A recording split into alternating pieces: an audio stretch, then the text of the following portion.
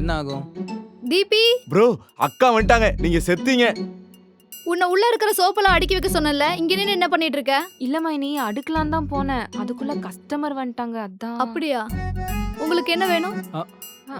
Chocolate கேட்டாரு. Chocolate இங்க தானே இருக்கு, எடுத்து கொடுக்க வேண்டியதானே?